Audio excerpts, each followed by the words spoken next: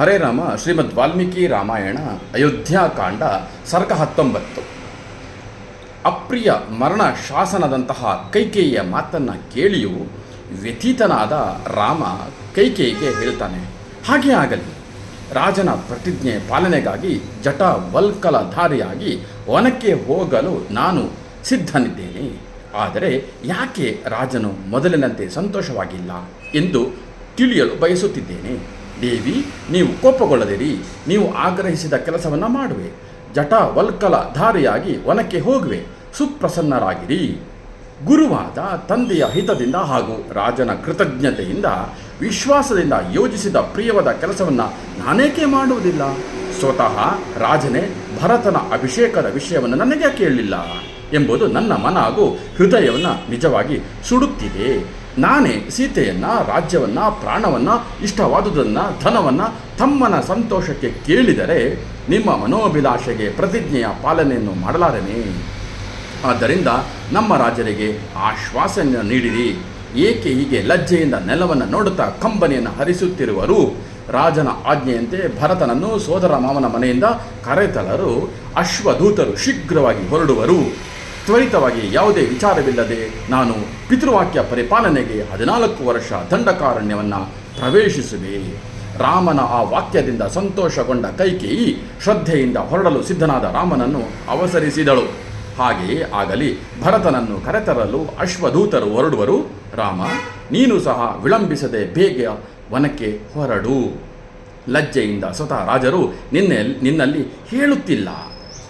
ಆದ್ದರಿಂದ ನರಶ್ರೇಷ್ಠನೇ, ಏನಾದರೂ ಮನದಲ್ಲಿ ಕೋಪಾವೇಶವಿದ್ದರೆ ತೆಗೆದುಹಾಕು. ರಾಮ, ಎಲ್ಲಿಯವರೆಗೆ ನೀನು ಪುರದಿಂದ ವನಕ್ಕೆ ಹೋಗುವುದಿಲ್ಲವೋ ಅಲ್ಲಿಯವರೆಗೆ ನಿನ್ನ ತಂದೆ ಸ್ನಾನ ಭೋಜನವನ್ನು ಮಾಡಲಾರರು ಎಂದಳು. ಅಯ್ಯೋ ಕಷ್ಟ ಎನ್ನುತ್ತಾ ನಿಟ್ಟುಸಿರು ಬಿಡುತ್ತಾ ರಾಜನು ಹೇಮ ಪರ್ಯಂಕದಿಂದ ಪ್ರಚೋದಿತ ರಾಮನು ರಾಜನನ್ನು ಎತ್ತಿ ಕೂರಿಸಿ ಚಾವಟಿ ಏಟು ತಿಂದ ಕುದುರೆಯಂತೆ ಕಾಡಿಗೆ ಹೋಗಲು ತ್ವರೆ ಮಾಡಿದನು.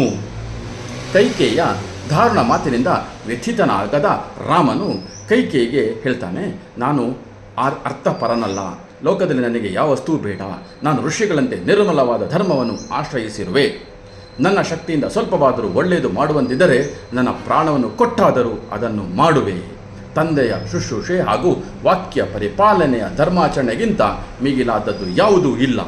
ಅವರು ಇಲ್ಲಿದ್ದು ನನಗೆ ಹೇಳದಿದ್ದರೂ ನಿಮ್ಮ ಮಾತಿನಂತೆ 14 ವರ್ಷ ನಿರ್ಜನ ವನದಲ್ಲಿ ಇರುವೆ. ಸತಿ ಕೈಕೇಯಿ, ನೀವು ನನ್ನಲ್ಲಿ ಯಾವುದಾದರೂ ಬೇಡದ ಗುಣವನ್ನು ಕಂಡಿರಬಹುದು. ರಾಜನಿಗೆ ಹೇಳಿದ್ದನ್ನು ನನಗೆ ಹೇಳಬಹುದಿತ್ತು. ತಾಯಿಯನ್ನು ಕೇಳಿ ಸೀತೆಯನ್ನು ಸಮಾಧಾನಗೊಳಿಸಿ ಹಿಂದೆ ದಂಡಕಾರಣ್ಯಕ್ಕೆ ಹೊರಡುವೆ. ಭರತನು ರಾಜ್ಯವನ್ನು ಪಾಲಿಸಲಿ, ತಂದೆಯ ಆರೈಕೆಯನ್ನು ಮಾಡಲಿ ಹಾಗೂ ನಿಮ್ಮ ಬಗೆಗಿನ ಕರ್ತವ್ಯವನ್ನು ನೋಡಿಕೊಳ್ಳಲಿ. ಅದೇ ಸನಾತನವಾದ ಧರ್ಮವಾಗಿದೆ. ರಾಮನ ಈ ಮಾತನ್ನು ಕೇಳಿ ದುಃಖದಿಂದ ಆವೃತನಾಗಿದ್ದ ತಂದೆಯು ಶೋಕದಿಂದ ಮಾತನಾಡಲಾಗದೆ ದೀರ್ಘವಾಗಿ ಉಸಿರನ್ನು ಬಿಡುತ್ತಾ ಅಳುತ್ತಿದ್ದನು. ಮಹಾ ತೇಜಸ್ವಿ ರಾಮನು ತಂದೆ ಹಾಗೂ ಶಾಪಕ್ಕೆ ಯೋಗ್ಯಳಾದ ಕೈಕೇಯಿಯ ಚರಣಗಳಿಗೆ ನಮಸ್ಕರಿಸಿ ಪ್ರದಕ್ಷಿಣೆ ಮಾಡಿ ಅಂತಃಪುರಕ್ಕೆ ಹೊರಟು ಹೋದನು. ಸುಮಿತ್ರಾ ನಂದನ ಲಕ್ಷ್ಮಣನು ಅತೀ ಕ್ರೋಧಿತನಾಗಿ ಕಣ್ಣೀರು ತುಂಬಿಕೊಂಡು ಅವನ ಹಿಂದೆಯೇ ಹೊರಟನು. ರಾಮನು ಅಭಿಷೇಕಕ್ಕೆ ಸಿದ್ಧಪಡಿಸಿದ ಸಾಮಗ್ರಿಗಳಿಗೆ ಪ್ರದಕ್ಷಿಣೆ ಬಂದು ಅವುಗಳನ್ನು ಕಣ್ಣೆತ್ತಿಯೂ ನೋಡದೆ ನಿಧಾನವಾಗಿ ನಡೆದನು.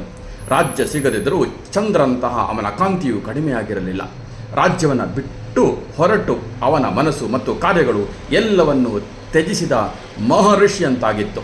ಛತ್ರವನ್ನು ಬೇಡವೆಂದು ಚಾಮರವನ್ನು ಬದಿಗೆ ಸರಿಸಿ ತನ್ನವರನ್ನು, ರಥವನ್ನು, ಪುರ ಜನರನ್ನು ದೂರವಿರಿಸಿ ದೃಢ ಮನಸ್ಸಿನಿಂದ ದುಃಖ ಇಂದ್ರಿಯಗಳನ್ನು ಹತೋಟಿಯಲ್ಲಿರಿಸಿ ತಾಯಿಯ ಅಂತಃಪುರದ ಕಡೆ ಹೊರಟು ಹೋದನು.